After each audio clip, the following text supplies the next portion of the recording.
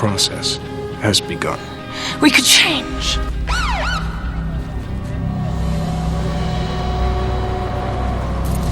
Both of you, hands on the car right now. Is that a child in the car? You? I'm not gonna tell you again. Hands on the car. Please don't hurt him. The pain will only last a moment.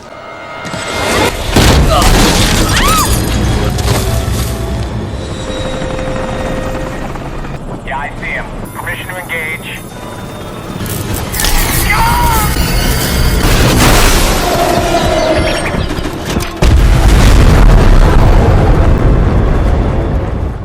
Noong taong 1928, isang lalaki ang nagkakamping sa kabundukan ng Karakoram sa India. Sa sandaling yun, isang misteryosong kumikislap na bagay ang lumitaw sa labas ng kanyang kampo at nagpasya siyang lumapit upang masuri ito ng mabuti. Doon niya natuklasan ang isang napakalaking bolang liwanag na nababalot ng manipis na yelo. Matapos itong pagmasdan ng may paghanga, sinubukan ng lalaki na hampasin ito gamit ang kanyang pickaxe, ngunit agad siyang natumba at nawalan ng malay habang lalong lumiliwanag ang sphere. Nang magising siya makalipas ang ilang sandali, napansin niyang wala na ang sphere at may kakaibang peklat na lumitaw sa kanyang katawan. Makalipas ang maraming taon, isang astrobiologist na nagngangalang Helen ang nagtuturo sa Princeton University bago umuwi sa kanyang stepson na si Jacob. Malayo ang loob ng bata mula nang mamatay ang kanyang ama, ngunit patuloy pa rin siyang inaalagaan ni Helen ng buong pagmamahal. Hindi nagtagal, nakatanggap si Helen ng tawag mula sa isang hindi kilalang tao na nagsabing may paparating na sasakyan para sa kanya. Sa mismong sandaling yun, pinalibutan ng mga pulis ang bahay at kumatok ang isang FBI agent sa pinto upang sabihing kailangan niyang sumama kaagad. Tumanggi itong magbigay ng paliwanag, ngunit ayaw ni Helen na iwan si Jacob ng mag-isa. Sa kabutihang palad, dumating ang kanilang kapitbahay upang alamin ang nangyayari, kaya iniwan niya rito ang bata. Pagkatapos nito, isinakay si Helen sa isang sasakyan, ngunit patuloy pa ring tumatanggi ang mga ahente na sagutin ang kanyang mga tanong. Sa huli, nakarating sila sa isang paliparan kung saan sumakay si Helen sa isang chopper na puno ng mga scientist mula sa iba't ibang larangan, kabilang ang isang nuclear physicist at isang civil engineer. Katulad ni Helen, lahat ng mga scientist na ito ay kinuha mula sa kani-kanilang mga tahanan ng walang anumang paliwanag. Makalipas ang ilang sandali, dumating ang grupo sa Linwood Military Academy sa New Jersey, at inutusan ng militar ang lahat na iwan ang kanilang mga cellphone sa entrance. Mabilis na kumilos si Helen at itinago ang kanyang cellphone sa ilalim ng kanyang mga damit, bago siya sinamahan ng kanyang matalik na kaibigan na si Michael, na siyang naglagay kay Helen sa listahan ng mahalagang tao dahil sa kanyang trabaho kasama ang isang tanyag na doktor na nagngangalang Carl. Pagkatapos nito, tinipon ni Michael ang lahat ng scientist sa isang silid upang magbigay ng presentasyon tungkol sa kasalukuyang sitwasyon. Lumalabas na may isang hindi kilalang bagay mula sa kalawakan ang papalapit sa daigdig sa isang hindi pangkaraniwang bilis, at ayon sa kanilang paunang kalkulasyon, tiyak itong babangga sa planeta. Dahil sa napakabilis nitong paggalaw, imposibleng mapabagsak ito gamit ang anumang sandata, kaya nagpasya ang pamahalaan na bumuo ng isang emergency response team na haharap sa mga magiging epekto ng sakunang ito. Mahigit isang oras na lamang ang natitira sa koponan bago bumagsak ang cosmic object sa Manhattan, at papatay ito ng humigit kumulang 8 milyong residente. Pagkatapos ng meeting, nagkulong si Helen sa banyo upang tawagan si Jacob at sinabihan siyang magtago sa basement, bagaman hindi niya ipinaliwanag ang buong detalye. Pagkatapos nito, nagtungo ang mga scientist sa lugar kung saan inaasahang babagsak ang bagay mula sa kalawakan, at mabilis silang nabahala dahil hindi nila matukoy kung ano ito at nakablock din ang rocket launch system. Sa sobrang takot, naghawak-hawak sila ng mga kamay at nagbilang ng huling mga segundo bago ang inaasahang pagbagsak, ngunit sa kanilang pagkabigla, walang nangyari. Sa sandaling yun, nakita nila mula sa bintana ang isang maliwanag na bolang liwanag, na dahan-dahang lumalapit sa daigdig hanggang sa lumapag ito sa gitna ng Central Park, dahilan upang magtakbuhan ang mga tao sa matinding takot. Agad na nagsuot ng mga protective suit ang mga scientist at maingat na nilapitan ang kumikislap na sphere, habang nararamdaman nilang may kakaiba sa hangin sa kanilang paligid, marahil ay sanhi ng electromagnetic wave. Hindi nagtagal, dumating na ang mga pulis at militar na may dalang mga armas at pinalibutan ang lugar. Sa mismong sandaling yun, nagsimulang lumiwanag ng husto ang sphere, habang isang alien creature ang lumabas upang makipagtagpo sa kanila. Dahan-dahang lumapit si Helen sa alien at iniunat nito ang kanyang kamay patungo sa kanya, ngunit nang subukan niyang abutin ito, umalingaw-ngaw ang isang putok ng baril, at bumagsak ang alien sa kanyang mga bisig. Nang hindi inaasahan, biglang lumitaw ang isang napakalaking nilalang mula sa liwanag, at ginamit ang kapangyarihan nito upang patayin ang kuryente sa paligid at pahintuin ang lahat ng makina. Naglabas din ito ng nakakapangilabot na ultrasonic sound na nagpahapdi sa mga tainga ng lahat. Pagkatapos ay nilapitan ng nilalang ang sugatang alien, ngunit pinigilan ito ng alien sa isang simpleng kumpas ng kamay. Agad na tumigil ang higanteng robot, dahilan upang muling gumana ng normal ang mga makina. Pagkatapos nito, dinala ang sugatang alien sa isang military laboratory, ngunit hindi alam ng mga medic kung paano gagamutin ang isang hindi kilalang nilalang. Dahil dito, nasayang ang napakaraming oras at lalo pang lumala ang kalagayan ng alien. Iminungkahi ni Helen na magpasok sila ng isang surgeon upang kahit papaano ay maalis nila ang bala, at agad naman nila itong ginawa. Gumawa ng hiwa ang surgeon at madaling natanggal ang bala, ngunit namangha rin siya sa kung gaano kahawig ng tao ang loob ng katawan ng alien. Napansin din niya na ang kulay abong tila balat na nakabalot dito ay nagsisimulang mabiyak at humiwalay sa katawan ng nilalang, kaya ipinagpatuloy niya ang pagtanggal sa buong layer na yun. Sa pagkabigla ng lahat, ang nilalang na naiwan ay mukhang isang karaniwang tao. Pagkatapos nito, inilagay ang alien sa isang espesyal na protective capsule kung saan patuloy na minomonitor ang kanyang kondisyon. Napansin ni Helen na tila nananaginip ito, at sa sandaling yun, nagising ang alien at agad na nagpanik nang makita ang kapsula. Nang may magiliw na tinig, kinausap siya ni Helen at sinabing wala siyang dapat ikatakot, kaya unti-unting kumalma ang alien, habang nabubunyag na eksaktong kamukha niya ang Mountaineer mula noong 1928. Sa ngayon, hindi pa siya sumasagot sa mga tanong, at inuulit lamang niya ang mga salitang binabanggit ni Helen. Samantala, nakararanas ang sangkatauhan ng matinding kaguluhan at takot. Nagsasara ang mga stock exchange, at ang mga mamamayan ng New York ay inihahanda para sa agarang paglikas. Habang nagtatago ang Pangulo at Pangalawang Pangulo sa isang shelter, nagsagawa naman ang Secretary of Defense na si Regina ng isang emergency meeting, at nalaman niyang nagawa ng mga alien na mahak ang isa sa mga spy satellite ng bansa. Dahil dito, nakuha nila ang lahat ng lihim na impormasyon tungkol sa pambansang depensa. Ang mas malala pa, mas marami pang kumikislap na sphere ang nagsisimulang lumapag sa iba't ibang panig ng mundo. Pagdating sa laboratorio, pinakinggan ni Regina ang ulat ng mga scientist.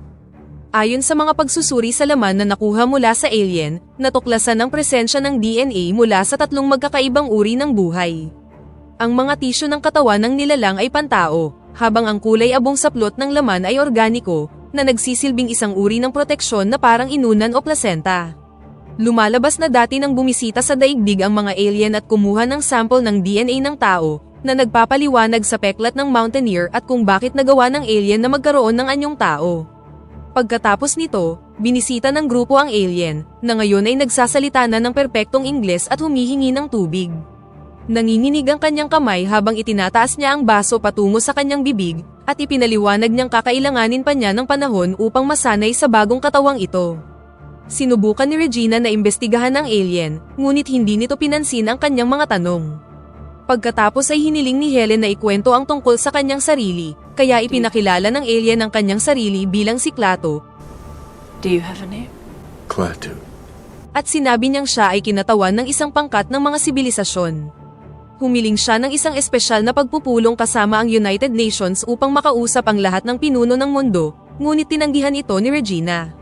Nang makita ni Regina na wala ng balak si Klaatu na magbigay ng karagdagang impormasyon, iniutos niyang turukan ito ng truth serum at ilipat sa isang mas ligtas na lugar para sa mas masusing interogasyon. Naniniwala ang mga scientist na si Klaatu ang pinakamahalagang natuklasan sa kasaysayan ng sangkatauhan, at ayaw nila itong ipasa sa Secret Service. Ngunit para kay Regina, isa itong malaking banta sa buong sangkatauhan at nasa ilalim yon ng kanyang kapangyarihan bilang Secretary of Defense. Nagkaroon ng pagtatalo sina Michael at Regina, ngunit naputol ito nang makialam si Helen, na tiniyak na siya mismo ang magtuturok sa alien at magsasagawa ng lahat ng kinakailangang pagsusuri. Pagkatapos nito, binigyan si Helen ng isang bote ng truth serum, ngunit lihim siyang nagtungo sa pharmacy at kumuha ng isang bote ng karaniwang saline solution. Samantala, sinabi ni Regina kay Klaatu na ililipat siya sa isang mas ligtas na pasilidad. Nang sabihin ni Klaatu na balak na niyang umalis, ipinaalam ni Regina na hindi niya ito papayagan dahil iligal siyang pumasok sa planetang ito, at inatake ng kanyang higanteng robot ang militar. Iginiit ni Klato na ang biorobot ay nagiging aktibo lamang kapag may karahasan sa paligid, ngunit hindi pinansin ni Regina ang paliwanag na yun at inutusan si Helen na ibigay na ang iniksyon. Sa halip na truth serum, saline solution ang itinurok ni Helen, habang pabulong niyang sinasabi kay Klato na kailangan niyang tumakas. Pagkatapos nito, agad na dinala si Helen palayo, habang si Klato naman ay itinali sa isang upuan, bago siya inilipat sa isang silid na may lie detector. Doon, tinanong siya ng isang ahente ng sunod-sunod na mga kontroladong tanong, habang minomonitor ang kanyang mga resulta sa isang monitor. Kakaunti at malalabong sagot lamang ang ibinigay ni Klato. You should let me go. Bago niya ginamit ang kanyang kapangyarihan upang i-reprogram ang lie detector at kinoryente ang ahente. Pagkatapos ay kinontrol niya ang isip ng lalaki at tinanong kung paano makakalabas sa base militar. Inutusan din niya itong ibigay sa kanya ang suot nitong suit. Kasunod nito, ginamit ni Klato ang kanyang kapangyarihan upang makontrol ang mga security camera at natukoy ang lokasyon ng lahat ng gwardya upang mapatumba sila gamit ang ultrasonic sound. Tumunog ang alarma, ngunit habang nagkakagulo at nagtatakbuhan ang lahat, tahimik namang nakalabas si Klato sa gusali. Sa gitna ng kaguluhan, nakapagnakaw si Helen ng sample ng laman ng alien, habang si Regina naman ay iniutos na gamitin ang lahat ng available resources at tauhan upang mahuli ang tumatakas na alien. Kalaunan, nakarating si Klato sa istasyon ng tren, kung saan matindi rin ang kaguluhan dahil sa napakaraming nakanselang biyahe. Dahil bahagi ng kanyang katawan ay pantao, nakaramdam siya ng gutom, kaya ginamit niya ang kanyang kapangyarihan upang makakuha ng libreng sandwich mula sa isang vending machine, habang isang bata ang namamanghang nakamasid sa kanya. Sinamantala ni Klato ang pagkakataong yun upang pagmasdan ang asal ng lipunan, at napansin niyang lalong nagiging agresibo ang mga tao dahil sa matagal na paghihintay. Ilang sandali pa, bigla siyang nanghina at nagmadaling pumasok sa banyo, kung saan napansin niyang dumudugo siya bago tuluyang mawalan ng malay. Makalipas lamang ang ilang segundo, nakatanggap si Helen ng tawag sa kanyang bahay na may isang pasyente sa istasyon na naghahanap sa kanya. Agad niyang na-realize na ang alien iyon, kaya nagmamadali siyang nagmaneho papunta sa istasyon upang sunduin ito. Pagkatapos ay isinakay niya si Klato sa kanyang sasakyan, kung saan nakilala nito si Jacob, na may medyo bastos na pag-uugali. Hiniling ni Klato kay Helen na ibigay sa kanya ang sample ng kulay abong tissue na tinanggal mula sa kanyang katawan, at ginamit niya ito upang pahiran ang kanyang sugat, na agad namang gumaling. Samantala, sinubukan ng militar na atakihin ang biorobot, ngunit natukoy nito ang paparating na panganib at agad itong nag-activate. Dahil sa kapangyarihan nito, madali nitong nakontrol ang lahat ng kagamitang militar at winasak ang mga ito sa loob lamang ng ilang segundo. Nabigo ang lahat ng pagtatangkang pag-atake sa alien, kaya hindi na alam ng mga pinuno ng militar kung ano pa ang dapat gawin. Samantala, si Helen ay nagmamaneho sa isang partikular na ruta na inutos ni Klato na sundan. Napansin ni Jacob ang napakaraming sasakyang nagtatangkang lumikas palabas ng lungsod, at ipinahayag ang kanyang galit sa mga alien. Sinabi niya na dapat silang lipulin at kung buhay pa ang kanyang ama, tiyak na lalabanan nito ang mga alien. Kalaunan, nakarating ang tatlo sa kanilang destinasyon, at habang nasa banyo si Jacob, tinanong ni Klato si Helen tungkol sa kanyang pamilya. Lumalabas na ang ama ng bata ay isang military engineer at namatay naman ang kanyang ina nang maipanganak siya. Pinakasalan ni Helen ang ama ni Jacob, ngunit namatay rin ito kalaunan at ngayon ay nasa pangangalaga na niya ang bata. Pagkatapos nito, pumasok ang tatlo sa isang fast food restaurant at nakipagkita si Klato kay Mr. Wu, na isa ring alien na nag-transform sa anyong tao, at ipinadala sa daigdig 70 taon na ang nakakalipas upang pag-aralan ang sangkatauhan. Ipinaliwanag ni Mr. Wu na nakita niya ang mga tao na mapanira, matigas ang ulo, at ayaw magbago. Sumang-ayon naman dito si Klato, kaya sinabihan niya si Mr. Wu na umalis na dahil itutuloy na niya ang operasyon. Gayunpaman, balak ni Mr. Wu na manatili sa daigdig sapagkat sa kanyang pananaliksik, hindi lang masama ang nakita niya kundi pati na rin ang mabubuting katangian ng mga tao. May sarili na rin siyang pamilya dito kaya nais niyang gugulin ang kanyang mga huling sandali kasama ang mga ito. Samantala, naglagay ang militar ng mga napakatibay na protective panels sa paligid ng hindi aktibong higanteng biorobot, umaasang mapipigilan nito ang kapangyarihan ng nilalang. Samantala, ang kanilang emergency hotline ay dinudumog ng daan-daang tawag mula sa mga taong nakakita kay Klato, kaya opisyal siyang ipinakilala sa publiko bilang isang takas na kriminal. Sa kabilang banda, pumunta ang tatlo sa New Jersey. Nang makarating sila sa isang kagubatan, hiniling ni Klato na ihinto ang sasakyan at umalis siya ng mag-isa, kaya inutusan ni Helen si Jacob na maghintay sa sasakyan, habang siya naman ay susundan ang alien. Habang papasok siya sa gubat, may isang kawan ng kakaibang mga insekto ang lumipad sa kanyang harapan, at sinundan niya ang mga ito hanggang sa isang lawa kung saan nakatayo si Klato at nakatanaw sa tubig. Sa sandaling yun, isa pang kumikislap na orb ang lumitaw mula sa lawa at sinimulan ni Klato ang emergency protocol na nag-activate sa bawat alien sphere na lumapag sa iba't ibang bahagi ng planeta. Ang nabiglang si Helen ay bumalik sa sasakyan, at agad na naramdaman ni Jacob na merong mali. Natatakot siya na baka pakasalan ni Helen si Klato at palitan nito ang kanyang ama, ngunit hindi niya pinakinggan ang pagtanggi ni Helen at tumakbo ang bata papasok sa kagubatan. Sinundan siya ni Helen at bigla nilang napansin ang isang maliwanag na sinag ng liwanag sa pagitan ng mga puno. Ito ang kumikislap na sphere, na ngayon ay umaalis na sa planeta kasama ng lahat ng iba pang orb. Ang tanging sphere na nanatili sa daigdig ay ang sinakyan ni Klato nang dumating siya. Samantala, bumalik si Klato sa kagubatan at sinabi kay Helen na ihatid siya pabalik sa lungsod, ngunit tumanggi si Helen na tulungan siya hanggang hindi siya nagbibigay ng paliwanag. Sinabi ni Klato na sinisira ng sangkatauhan ang daigdig, at dahil kakaunti lamang ang mga planeta sa universe na kayang sumuporta sa mga complex biological organism, pumunta siya upang iligtas ang planeta mula sa mga tao. Naniniwala siyang muling mabubuhay at uunlad ang daigdig kung mawawala ang tinatawag niyang infestation ng sangkatauhan. Nabigla si Helen sa kanyang sinabi at sinubukang kumbinsihin si Klato na kayang magbago ng mga tao, kaya nararapat silang bigyan ng isa pang pagkakataon. Gayunpaman, hindi siya pinaniwalaan ni Klato dahil matagal na nilang inoobserbahan ang sangkatauhan at hindi pa rin dumating ang pagbabago. Bukod pa rito, nagsimula na ang proseso at wala nang makapipigil dito.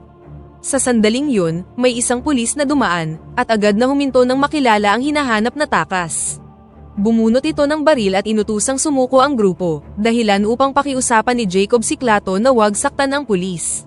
Gayunpaman, sinabi ni Klato na panandalian lamang ang magiging sakit nito at sa isang kumpas ng kanyang kamay, itinulak niya ang sasakyan ni Helen patungo sa pulis na nagresulta sa pagkadurog nito. Nagpanik si Jacob sa nangyari, ngunit agad na ikinonekta ni Klato ang kanyang kapangyarihan sa sasakyan, at ginamit ang enerhiya nito bilang isang defibrillator upang buhayin muli ang pulis. Ipinaliwanag ni Klato na wala siyang intensyon na saktan ang lalaki, nais lamang niyang alisin ang isang pansamantalang hadlang.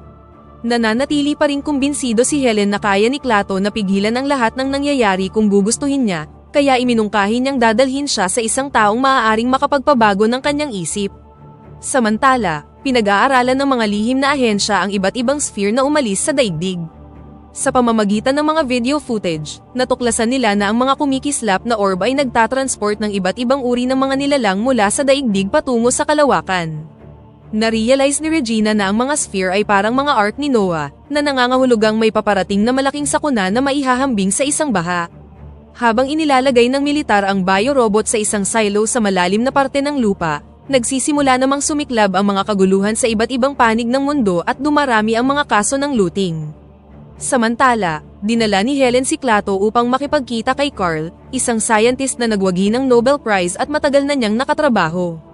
Nang makita ni Klato ang isang formula sa pisara, nagpasya siyang itama ito, at mabilis namang nakisali si Carl upang sabay nilang lutasin ang hindi pa natatapos na problema.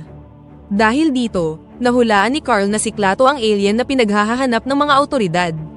Sa kabilang silid, nanunood si Jacob ng telebisyon at nakita niya ang hotline number na maaaring tawagan kung may nakakita kay Klato. Samantala sa sala, nagtataka si Carl kung paano nakaligtas ang sibilisasyon ni Klato, at ipinaliwanag naman ng alien na nagsimula ng maglaho ang kanilang uri kaya kinailangan nilang magbago at mag-evolve upang mabuhay. Ipinoint out ni Carl na ang kaso ng pagbabago ay darating kung ang isang nilalang ay nasa bingit ng pagkalipol, at dahil nasa ganoong sitwasyon na rin ang sangkatauhan ngayon, nararapat lamang na bigyan pa sila ng kaunting panahon. Dahil dito, napaisip ng husto si Klato, ngunit biglang naputol ang kanilang pag-uusap nang dumating ang mga chopper ng Air Force. Nagmamadaling umalis ang tatlo at habang papalabas sila, sinabi ni Carl kay Helen na hindi niya mababago ang isip ng alien sa pamamagitan ng argumento kundi sa pamamagitan ng mga gawa. Sinubukan ng tatlo na magtago mula sa militar sa kagubatan, ngunit lumabas si Jacob sa isang bukas na bahagi ng gubat at nagsimulang sumigaw at kumaway upang makuha ang atensyon ng mga sundalo. Pagkatapos ay inamin niya kay Helen na siya ang tumawag sa mga awtoridad dahil yun ang gagawin ng kanyang ama kung nabubuhay pa ito. Ang lubhang nasasaktan na si Helen ay sinubukang paalalahanan si Jacob na wala na ang kanyang ama, ngunit lalo lamang nitong napaiyak ang bata. Sa sandaling yun, biglang nahuli si Helen ng isa sa mga chopper at agad siyang inilayo. Samantala, nakita ng dalawa pang chopper si Klato at naghanda ng magpaputok, ngunit ginamit ni Klato ang kanyang kapangyarihan upang mawalan ng malay ang mga piloto at magbanggaan ang dalawang sasakyang panghimpapawid. Dahil sa takot, tumakbo si Jacob papasok sa kagubatan upang makatakas. Gayunpaman, mabilis siyang naabutan ni Klato at nailigtas sa tamang oras bago siya mahulog sa ilog. Pagkatapos nito, nakumbinsi ni Klato ang bata na sumama sa kanya. Makalipas ang ilang sandali, nakaharap ni Helen si Regina at nakiusap na palayain siya. Ipinaliwanag niya na nakikinig sa kanya si Klato at siya lamang ang may kakayahang pigilan ito, ngunit matigas na tumanggi si Regina. Samantala, ang Special Forces ay nagsasagawa ng mga eksperimento sa higanteng biorobot sa base militar. Sinubukan nilang butasin ang baluti nito, ngunit nabasag lamang ang diamond drill na kanilang ginagamit. Habang kumukuha ng panibagong drill ang isang technician, may mga kakaibang insektong lumitaw sa mga bitak ng sirang kagamitan. Mabilis silang dumami sa hindi kapanipaniwalang bilis at nagsimulang kainin ang drill. Hindi nagtagal, nagsimulang maghiwa-hiwalay ang higanteng robot at naging napakaliit na mga particles, na kalaunan ay natuklasang mga nanorobot na kahawig ng mga insekto, na agad na sinimulang lamunin ang lahat ng nasa kanilang paligid. Habang nagsisibiyak ang mga bintana, nais nang tumakas ng ilan sa mga tauhan, ngunit nakaselyado na ang buong pasilidad at wala silang magawa kundi maghintay. Hindi nagtagal, naging abo ang lahat ng tao sa loob habang ang base naman ay tuluyan ng nawasak.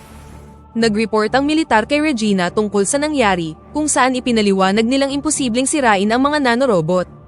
Ang mga missile na ipinapadala laban sa kanila ay lalo lamang nagpaparami sa bilang ng mga alien na insektong ito, at ngayong nakawala na sila, bumuo sila ng isang napakalaking ulap na kumikilos sa iba't ibang direksyon at sumisira sa lahat ng madaanan nito. Maging ang isang napakalaking stadium ay naging abo sa loob lamang ng ilang segundo nang marating ito ng mga nanorobot.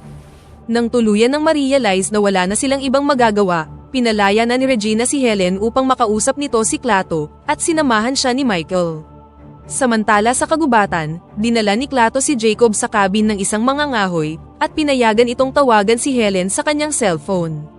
Nang magkasundo sila na magkita sa isang ligtas na lugar, nagsimula nang umalis sina Jacob at Klato, at inamin ni Jacob na hindi na niya nais mamatay si Klato. Dahil dito, nagsimulang pagdudahan ni Klato ang kanyang mga paniniwala tungkol sa tunay na kalikasan ng sangkatauhan. Makalipas ang ilang sandali, nakarating sila sa sementeryo kung saan nakalibing ang ama ni Jacob. Desperadong nakiusap ang bata kay Klato na gamitin ang kanyang kapangyarihan upang buhayin ang mga patay, tulad ng ginawa nito sa pulis kanina. Gayunpaman, may hangganan ng kapangyarihan ni Klato at wala na itong magagawa para sa isang katawan na matagal nang naaagnas. Dahil sa galit at pagkadismaya, sinabihan ni Jacob si Klato na umalis. Ngunit sa mismong sandaling yun, dumating si Helen at agad na niyakap ng mahigpit ang bata upang aliwin siya. Sa huli, natanggap na ni Jacob ang pagkamatay ng kanyang ama, at humingi sila ni Helen ng tawad sa isa't isa para sa kanilang naging asal kamakailan. Nagkasundo rin silang maging isang tunay na pamilya mula sa mga oras na yun. Nang masaksihan ng emosyonal na sandaling ito, tuluyang nakumbinsi si Klato na may pag-asa pa din ang sangkatauhan, at karapat-dapat ang mga tao sa isa pang pagkakataon. Ngunit upang mangyari yun, kailangan nilang baguhin ang kanilang sarili at ang kanilang paraan ng pamumuhay. Nang mangako si Helen na gagawin nila ito, pinagmasdan ni Klato ang ulap ng mga nanorobot at sinabing susubukan niyang pigilan ang mga ito. Samantala, mabilis na nilalamon ng ulap ng mga nanorobot ang New York City at winawasak ang lahat ng madaanan nito, maging tao, gusali, o sasakyan. Nang walang sinasayang na oras, nagmamadaling bumalik sina Helen, Jacob, Klato at Michael sa New York kung saan naroon ang natitirang sphere. Wala nang tao sa mga kalsada maliban sa militar na humaharang sa mga daan, ngunit ipinagutos ni Klato kay Michael na dumiretso lamang sa kabila ng mga ito. Noong una, hinabol sila ng mga sundalo, ngunit hindi nagtagal ay nakatanggap ang mga ito ng utos na umatras. Makalipas ang ilang segundo, nakarating ang grupo sa Central Park at nagulat nang makitang wala na roon ang mga scientist at tauhan ng militar. Sa mismong sandaling yun, sinimulan ng Air Force ang pambobomba sa lugar ayon sa utos ng Pangulo. Dahil dito, tumilapon at tumaob ang kanilang sasakyan, habang mabilis na nilalamon ng apoy ang parke. Sa kasamaang palad, namatay si Michael, ngunit ligtas naman ang iba. Dumating ang ulap ng mga nanorobot sa lugar at nagsimulang wasakin ang sasakyan, kaya inilabas ni Klato sina Helen at Jacob at sinubukang dalhin sila patungo sa sphere. Gayunpaman, napapalibutan na ng ulap ng mga insektong nanorobot ang buong lugar at natatakpan na nito ang kalangitan, kaya napilitan ang tatlo na magtago sa ilalim ng isang tulay. Ilang sandali pa, nagsimulang dumugo ang ilong ni Jacob at nawalan siya ng malay, habang nagsisimula na ring dumugo ang ilong ni Helen. Ipinaliwanag ni Klato na unti-unti na silang namamatay dahil kinakain na sila ng mga nanorobot mula sa loob ng kanilang mga katawan, kaya desperadong nakiusap si Helen na tulungan sila. Hinawakan ng alien ang kanilang mga kamay at ginamit ang kanyang kapangyarihan upang palabasin ang mga nanorobot mula sa kanilang mga katawan at sinipsip ang mga ito papasok sa sarili niyang katawan. Nang magising si Jacob, kinumpirma ni Klato na tama si Carl, na ang mga tao ay kayang magbago kapag nasa bingit na sila ng kapahamakan. Matapos bigyan ang mag-ina ng isang huling paalam na tingin, lumabas si Klato at dahan-dahang naglakad sa gitna ng ulap ng mga nanorobot hanggang marating niya ang sphere. Pagdating doon, hinawakan niya ang kumikislap na sphere, na nagresulta upang maglaho at magkapira-piraso ang kanyang katawan, at kasabay din nito ang pagkawasak ng lahat ng mga nanorobot.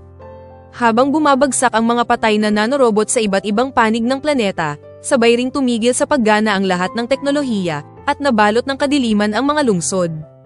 Ito ang naging kabayaran na kailangang pagbayaran ng sangkatauhan dahil sa kanilang ginawa sa daigdig. Lumabas sina Helen at Jacob upang panoorin ang pag-alis ng kumikislap na sphere mula sa planeta, at ipinahiwatig ni Jacob na nananatili pa rin sa loob niya ang diwa ni Klato, at dito na nagtatapos ang pelikula. Pakipindot naman ang like button kung nagustuhan mo ang pelikula at kung hindi naman, pindutin mo ng 2 beses ang dislike button para lang makasiguro.